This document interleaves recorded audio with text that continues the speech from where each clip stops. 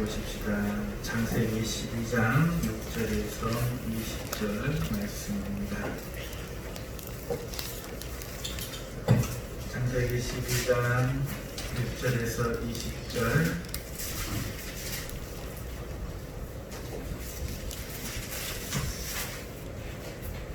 찾으셨으면 우리 합독하시겠습니다.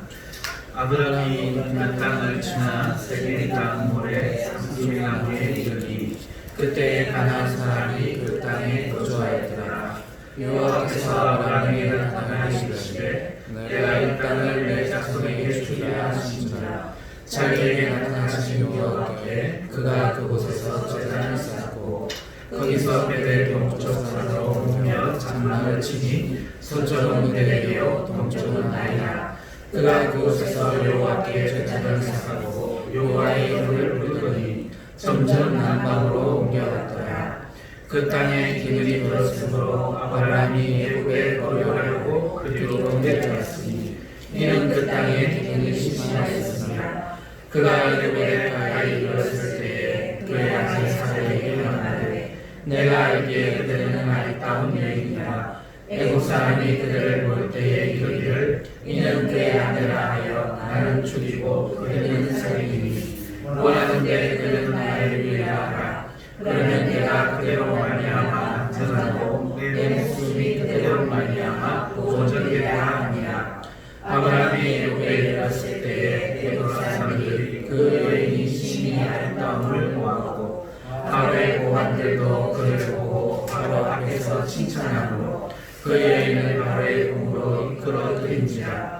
이에 바로가 그로 말미암아 아브라함을 후대함으로 아브라함이 양과 소와 우리와 암수 나귀와 낙타를 얻었더라. 여호와께서 아브라함의 아내 사레의 일로 바로와 그 집에 큰 재앙을 내리신지라. 바로가 아브라함을 불러서 이르되 내가 어찌하여 나에게 이렇게 말하느냐.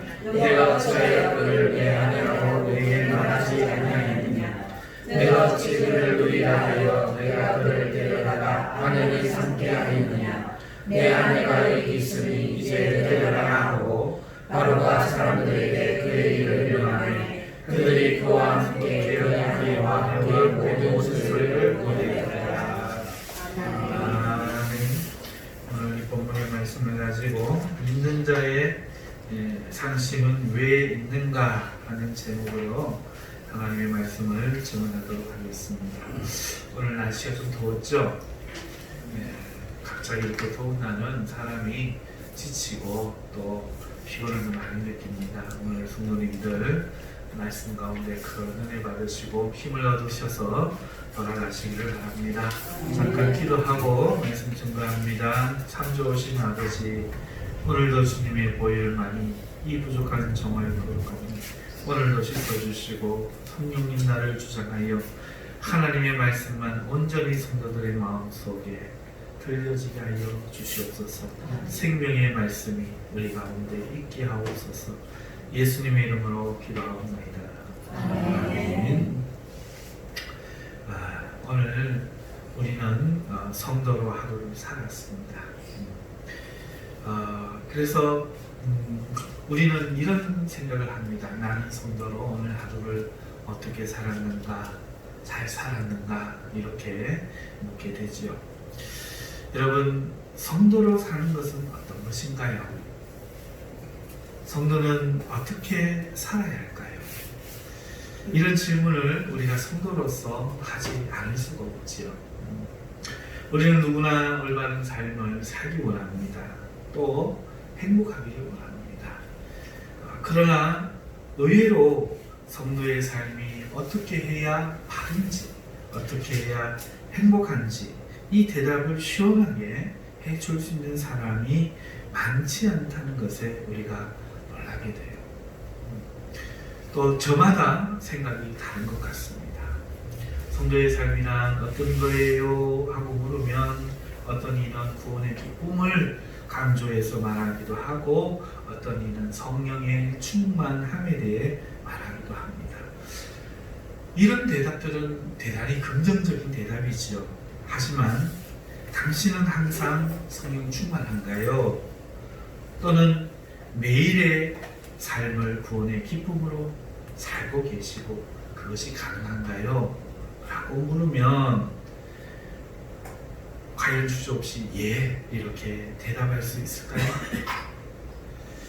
어떤 이의 대답은 다를 수 있습니다. 성도의 삶은 광야를 지나가는 이스라엘과 같다. 또 어떤 이는 마귀와의 영적 전투에 대해서 말할 수도 있습니다. 또는 죄성이 강한 육체에 대한 어떤 금욕 그리고 회개에 치중하는 어떤 삶 이런 것들을 말씀하는 분도 보았습니다. 또 어떤 이는 세상에 대해서 거룩함을 유지하는 것과 자기 부인의 삶이 강조되어지는 그런 삶을 말씀하시는 분도 보았습니다. 그러나 이 대답들은 어떤 의미에서는 좀 부정적으로 느껴지는 부분이 있습니다. 물론 행복이라는 관점에 한해서 말이죠. 이것이 부정적인 것이 아니라 뭔가 기쁘고 즐거움 이것과 올바른 성도의 삶의 상관관계를 이야기할 때에 마냥 후자의 대답이 즐겁고 기쁜 상태만이 아니라는 것을 우리는 인정해야 되죠. 우리는 모두 구원을 바랍니다. 그러면서 동시에 축복이 하나님 주시는 그 축복 그것도 우리는 바라죠. 아무도 하나님을 믿어서 불행해지거나 고난을 받기를 원하는 사람은 없는 겁니다. 그럼에도 성도의 삶에는 좋을 때도 있지만 때로는 인내와 또 눈물의 강구가 있는 시기가 있게 마련입니다. 그래서 성도를 이렇게 보면은 아무리 성령 충만한 사람도 아무리 구원의 기쁨에 차 있었던 사람도 시간이 지나면서 상심하는 모습을 보게 돼요. 자신이 원하는 성도의 삶과 현실이 늘 일치하지는 않아요. 그러면 이래서 조금 나태해지고 게을러지고 무뎌진 사람들의 모습도 보고 아직은 이러지도 않은 사람들의 모습도 보면서 우리는 성도의 삶이 어떠해야 되는가, 무엇인가, 행복은 성도의 삶에 어느 정도여야 하고 고난과 고통 이런 것들은 또 어떻게 이해를 하고 성도의 삶의 부름은 축복으로의 부름인가 고통으로의 부름인가 이런 것들을 우리가 분명하게 이해하지 못하면 알지 못하면 자꾸 이렇게 범민할 수밖에 없는 거죠. 그래서 하나님을 아는 일에 우리가 잘하는 것이 대단히 중요하다고 생각합니다. 오늘 본문의 아브라함도 그랬습니다. 참 다행이지요. 아브라함은 안 그러고 우리만 그랬다면 얼마나 배 아파요. 우리 조상이 그랬으니까 참 감사합니다. 오늘 본문에만 아브라함에게 두 번의 상심이 등장해요. 사실은 제일 큰 상심은 세 번째인데 아브라함이 그걸 못 느끼기 때문에 오늘 두 번이라고 말씀을 드립니다. 그의 삶 전체에서 하나님 앞에 그의 부름받은 삶이 두 번 상심했다 하는 거 아닙니다. 오늘 본문에서는 두 번입니다.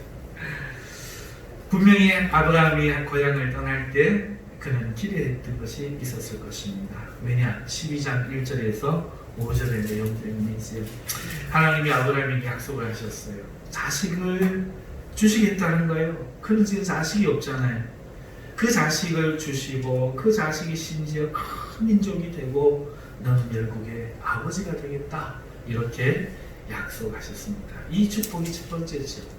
두 번째 축복은 뭔가 하니까 아브라함에게 땅을 주시는데 아브라함은 그 땅에서 복의 근원이 되어서 살아간다는 거예요. 그래서 아브라함을 축복하는 자를 하나님이 축복하시고 아브라함을 저주하는 자는 하나님이 저주하셔서 아브라함의 이름이 창대하게 하시겠다. 이게 두 번째 축복이에요. 그러니까 가나안 땅에 도착했을 때 아브라함에게는 이런 기대감이 있었을 것입니다. 그런데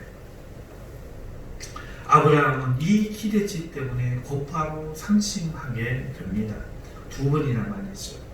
왜 그런가 하면은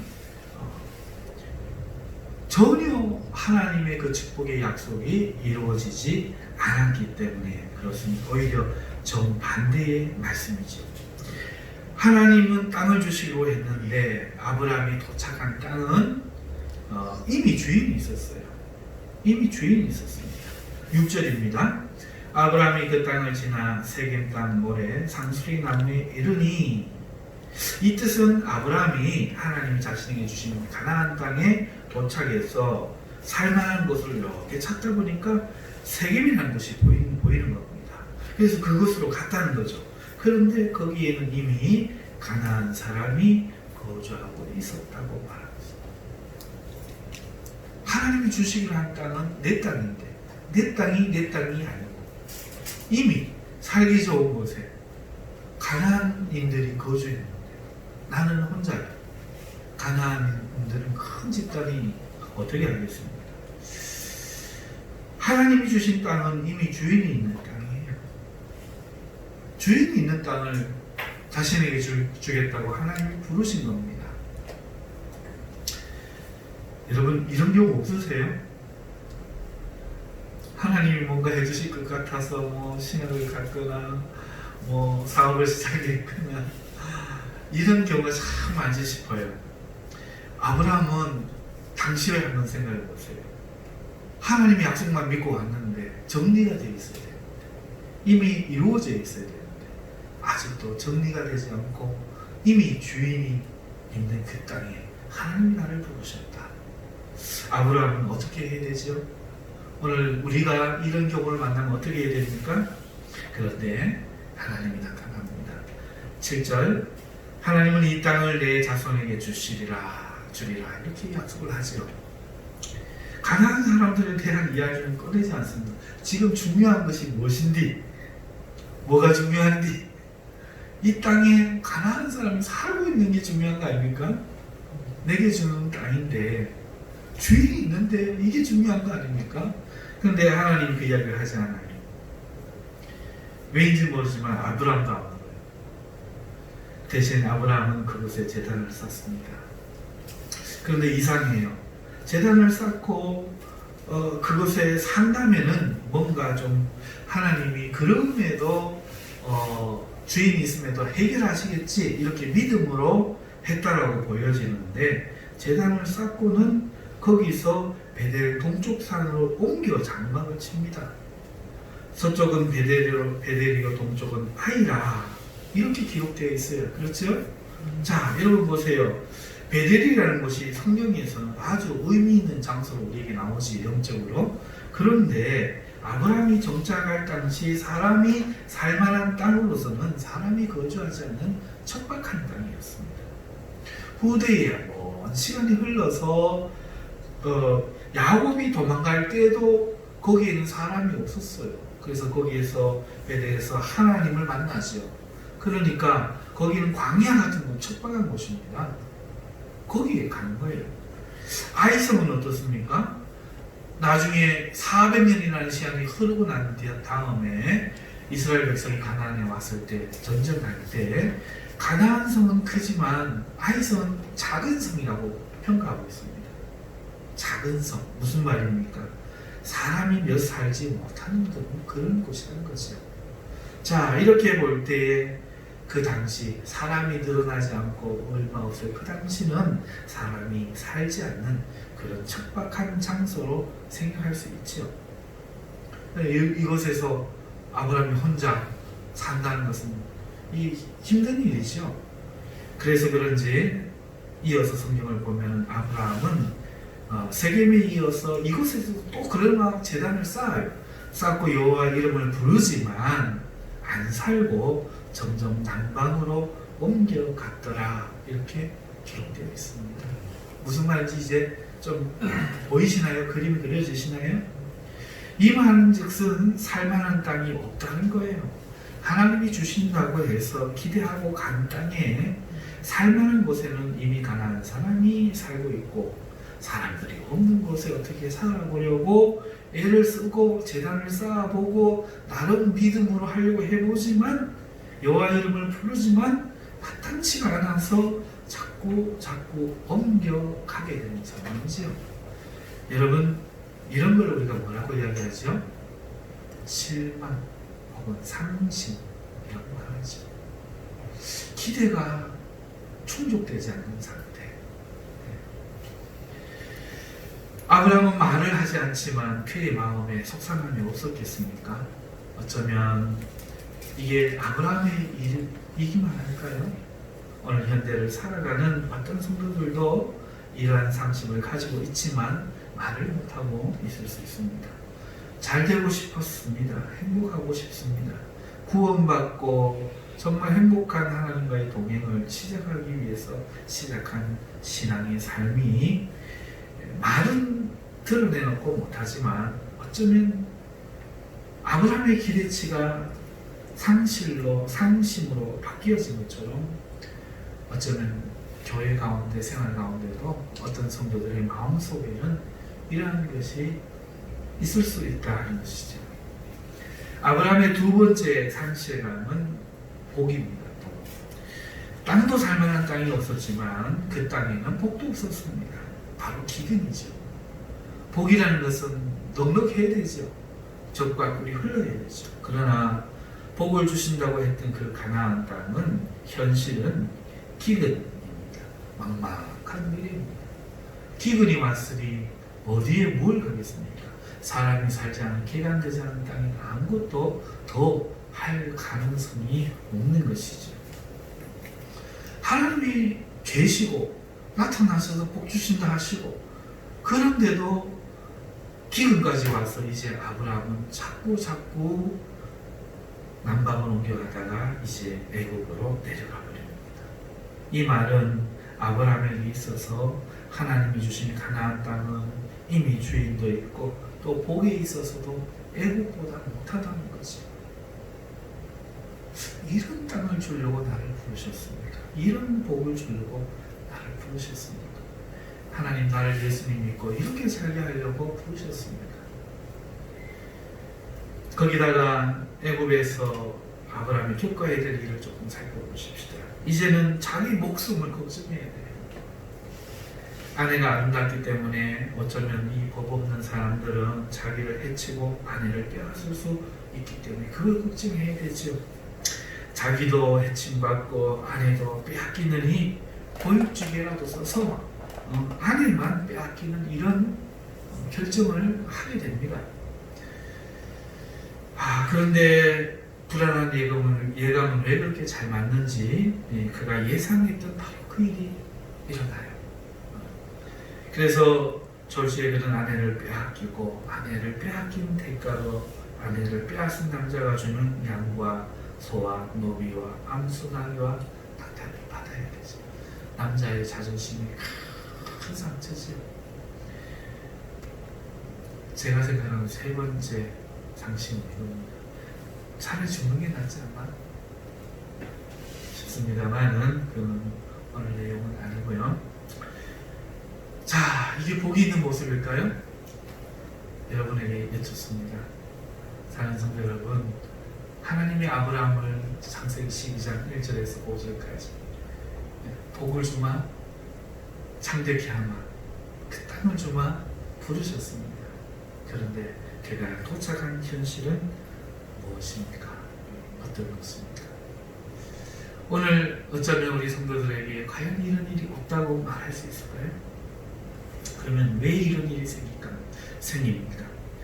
분명 하나님은 복을 주신다고 하셨고 하나님이 존재하는 것도 사실인데 왜 이런 일이 생겨야만 합니까? 왜 오늘날 성도들에게 상심할 일이 생깁니까? 이때 우리는 어떻게 해야 합니까? 아브라함 경우를 살피면서 이것에 대한 이해를 우리가 가져보도록 하겠습니다. 자, 아브라함의 착각이 큽니다. 첫 번째, 하나님이 주시는 땅은 빈 땅이 아니라 하나님이 통치하시는 땅입니다. 하나님이 가나안 땅을 주신다라고 말씀했을 때 하나님은 주인 없는 빈 땅을 주겠다, 땅만을 너에게 주겠다 약속한 게 아니에요. 가만히 생각해 보세요.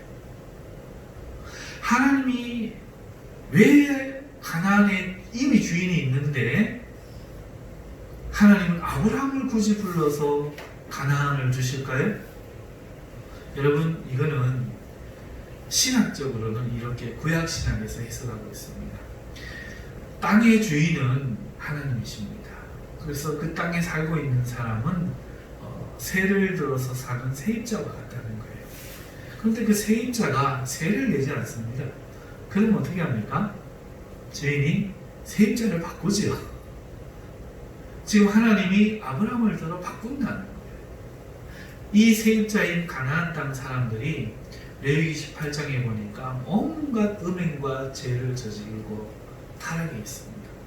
하나님이 바라시는 삶은, 세입자의 그 세금은 하나님의 뜻대로 정의롭게 공의롭게 사람답게 살아가는 것입니다.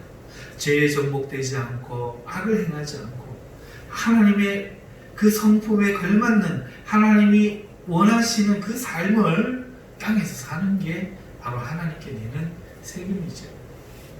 그런데 가나안 땅에 살던 사람들이 그와 같이 하지 않았기 때문에 하나님은 모세를 통해서, 여호수아를 통해서 이렇게 묻는, 너희도 이와 같으면 그 땅이 너희를 토해내리라. 그래서 구약 신앙에서는 세입자를 바꾼다 이렇게 말하고 있죠. 오늘 우리가 하나님의 뜻대로 살지 않으면 땅의 주인이신 하나님이 세입자를 바꾸는 거예요.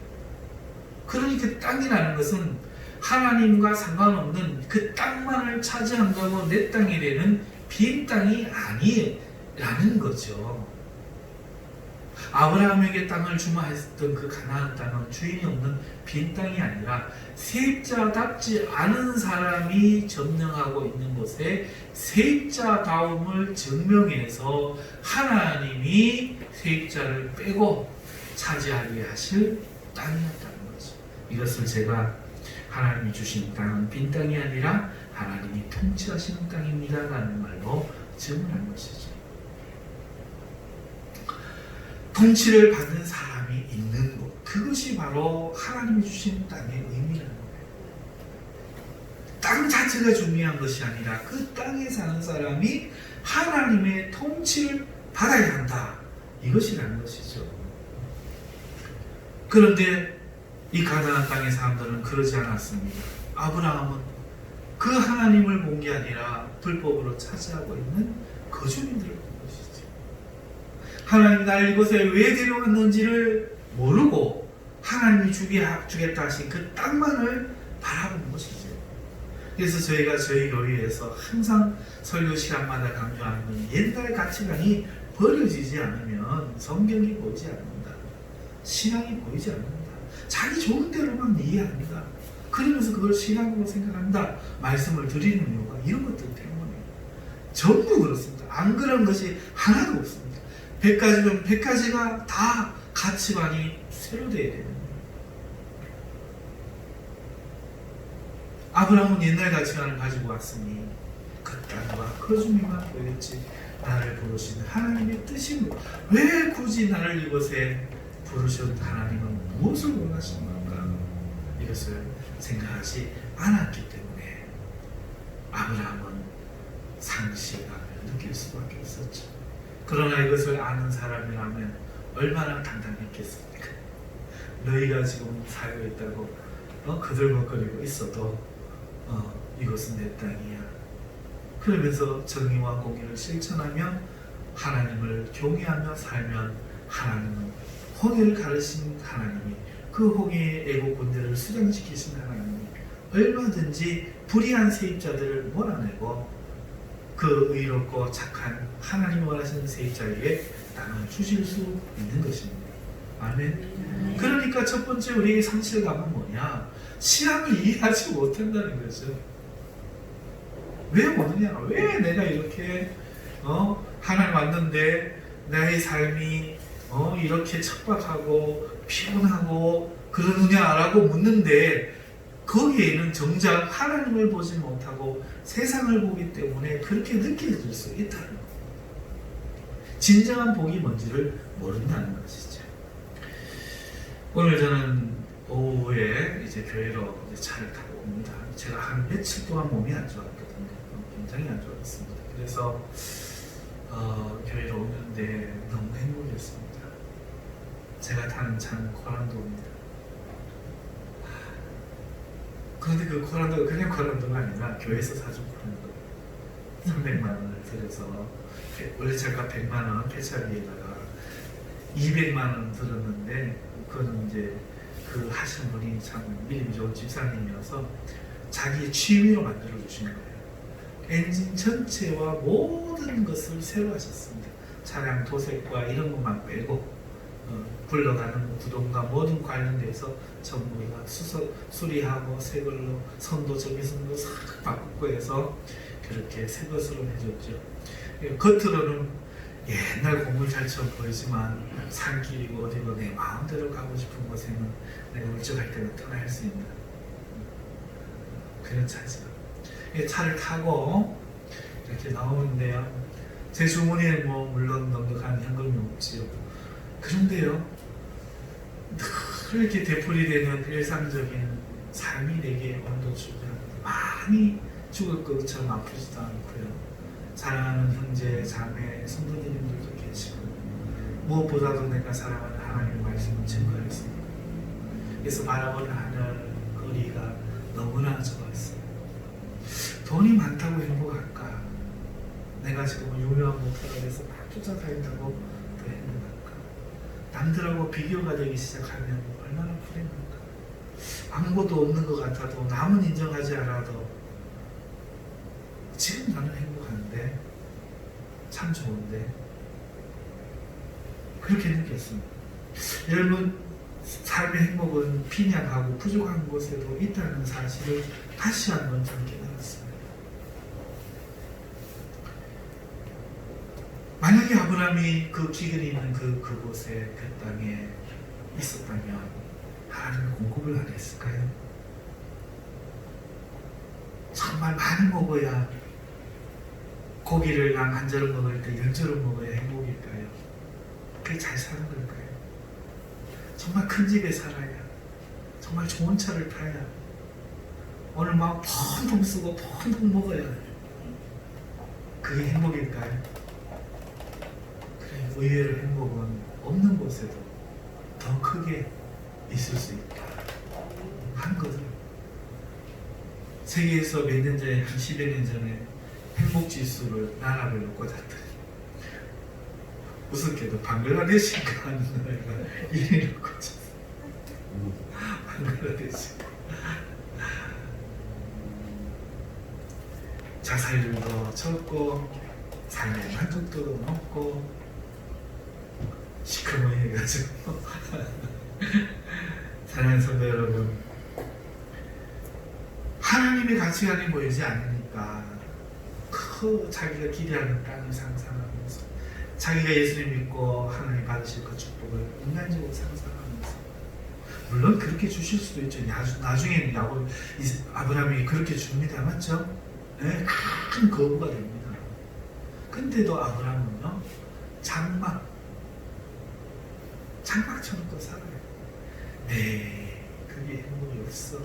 나는 저 하나님 나라만 바라보고 살 거야. 행복이 뭔지를 아는 거죠. 돈을 쫓아갈 때 돈이 안 따라와요. 그러나 이미 돈을 놓을 때쯤 되면 돈이 따라와도 그게 별로 좋지가 않지요. 사랑하는 성도 여러분, 가치관이 바뀌지 않으니까 불행하죠. 그 땅을 임자 없는 빈 땅, 나 혼자 독차지할 땅 이렇게 생각하니까 상실감이 들지요. 그러나 하나님을 바라보고 하나님이 나를 왜 부르셨고 하나님이 나에게 원하시는 삶이 뭐고 그 행복이 무엇인지를 가만히 들여다보며 찾는 자에게 상실이란 있을 수가 없는 겁니다. 두 번째 복은 하나님의 언약을 지킨다는 것에 있습니다.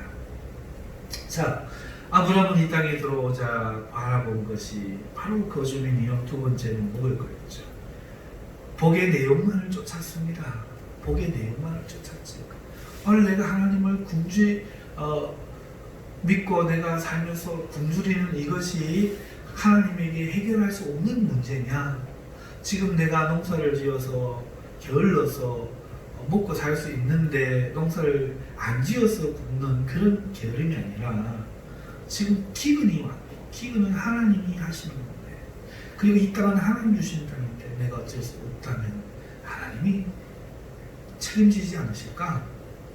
하는 이런 기대치, 이런 소망이 아브라함에게는 없었다는 겁니다. 단지 눈에 보이는 먹을 거리를 찾아서 난방으로 내려갔다는 겁니다. 아브라함의 상심의 이유는 두 번째는 이것이죠. 복의 내용입니다. 첫 번째는 하나님의 부르심의 이유를 몰랐다는 거죠. 내 가치관이 맡기지 않아서. 두 번째는 하나님이 주시겠다 한 그 복의 내용의 현실적인 것만 찾았다는 거죠. 자, 그렇게 내려갔습니다. 그 결과 아브라함이 예상했던 대로 되었습니다. 아내를 빼앗겼습니다. 아브라함은 아내를 평생에 2번 빼앗겼는데요. 한 번은 진짜로 빼앗겼고 한 번은 빼앗겼으나 하나님 지켜줬습니다. 오늘 이끌어들였다, 끄집어들였다는 거죠. 여동생이라고 하는 거 누구냐 여동생 끄집어들였다는 거죠. 그리고 아내라고 했기 때문에 여동생이라고 했기 때문에 자기 아내로 삼아버린 거예요. 그러나 두 번째 아내를 빼앗기게 되었을 때에는 아브라함은 똑같은 거짓말을 했죠. 똑같은 처세를 했습니다. 거짓말도 아니죠. 사실 동생은 맞는데 그러나 아내라는 말이 맞죠. 그런데 이렇게 속였을 때에 이번에는 하나님 지켜줍니다. 그리고 바로에게는 하나님 나타나서 막 쳐버립니다. 그런데 두 번째 아내를 빼앗겼을 때는 하나님이 치지 않습니다. 치지 않고 네가 정당한 이유로 그랬음을 내가 알기에 지켰다 이렇게 이야기를 합니다. 그러니까 실수하는 아브라함은 같은데 첫 번째는 하나님이 안 지켜주셨고 두 번째는 지켜주셨다는 거죠. 왜 그렇습니까? 이유가 뭡니까? 첫 번째는 하나님의 언약을 떠났기 때문에 그렇습니다. 하나님의 언약이 뭡니까? 가나안 땅이잖아요. 땅이 언약이에요. 내가 지시할 땅으로 가라. 그 땅이었잖아요. 그래서 그 땅을 떠났잖아요. 두 번째 언약은 자기가 실수했지만 그 땅 안에서 벌어진 일이에요. 그러니까 언약 안에 있으니까 하나님이 지켜준다는 거죠. 언약 밖에 있으니까 하나님이 안 지켜주신 겁니다. 대신에 뭘 합니까? 구원을 합니다. 구원을 해주십니다. 오늘 아브라함의 두 번째 상심의 이유는 뭐냐? 복의 내용만을 쫓았지 그 복의 내용이 포함하고 있는 의미를 놓쳤다는 거예요. 언약 안에 있는 것이 복이라는 것을 놓쳐버리고 언약 안에 있으면 이러이러한 것들이 있을 것이라고 예상되어지는 그것만 쫓았다는 거예요. 그러나 하나님의 언약 안에 거하게 되었을 때 하나님은 지켜주시는 것이죠. 자, 그래서 오늘날 성도로 부름을 받고 성도로 살다가 보니까 예수님 믿으면 그래서 잘 사는 게 하나님 뜻이겠지 하고 사업을 시도했다가 뭐를 시도했다가 망하고 엎어지고 하는 성도들을 참 많이 보잖아요. 가정이 파산나고 교회도 정착하지 못하고 이 교회 저 교회 또 돌아다니고 참 이런 걸 참 많이 봐요. 그죠? 말씀을 맺겠습니다. 여러분, 성도의 삶은 뭐지요? 어떻게 해야 되지요? 도대체 무엇이 문제지요? 한마디로 정리하실 수 있겠습니까? 성도의 삶은 아브라함을 통해서 볼 때, 오늘 본문을 통해서 볼 때 하나님이 부르시는 땅에 가서 그 땅에 거주하며 사는 거지요. 그럴 때에 우리가 바라봐야 될 것은 그 땅이 아닙니다. 그리고 그 땅에 있는 복의 내용들이 아닙니다. 오늘 우리가 봐야 될 것은 우리의 가치관을 내려놓고 그 땅의 주인이신 하나님을 바라보고 하나님이 원하는 것을 이루어 드리는 겁니다. 두 번째로 그러면서 하나님의 나의 부르심의 의미를 이해할 뿐만 아니라 언약이 나의 복이라는 것을 지키는 거예요. 그러면 잠시는 좀 힘들 수도 있어요. 육체적으로. 그러나 그 마음은 너무나 평안하고 그의 생각은 너무나 행복합니다. 없어도 불행한 거 아니에요. 그 속에서 하나님을 발견하고 사랑을 발견하고 하나님 주신 기쁨을 찾아낼 수가 있는 겁니다. 또 마침내 하나님은 열 자녀를 열국의 아버지가 되게 하시고 큰 거부가 되게 하실 것입니다. 하지만 이제는 그것이 이제 소용없는 거죠.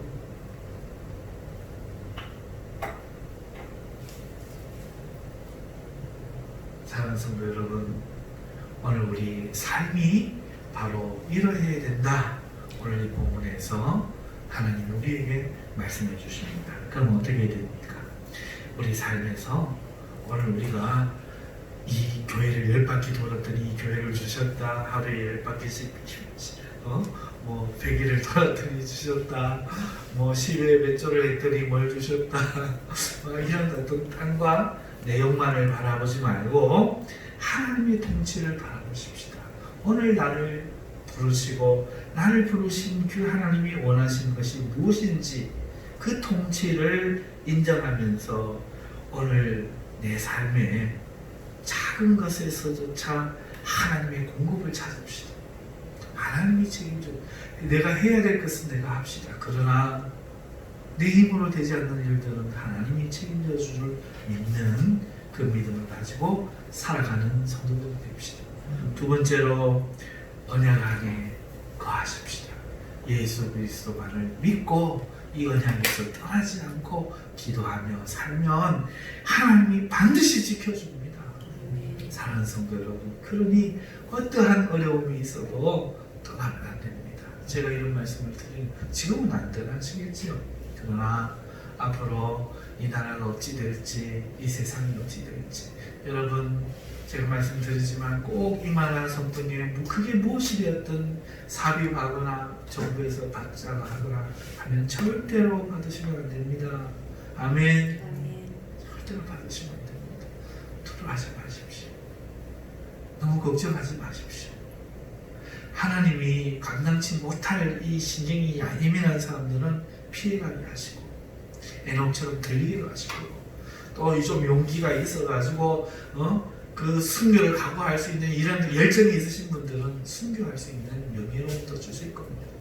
너무 걱정하지 마시고 너무 상심하지 마시고 오직 하나님을 기대하면서 언약 안에 머물러 있으면 주 예수를 믿고 구원을 기다리는 사람으로 기도하면서 깨어있으면 하나님이 지켜주실 겁니다. 그러니 두려워하지 마시고 놀라지 마시고 오직 하나님만 바라보면서 오늘 아브라함처럼 복의 사람들 되실 수 있기를 주님의 이름으로 축원합니다.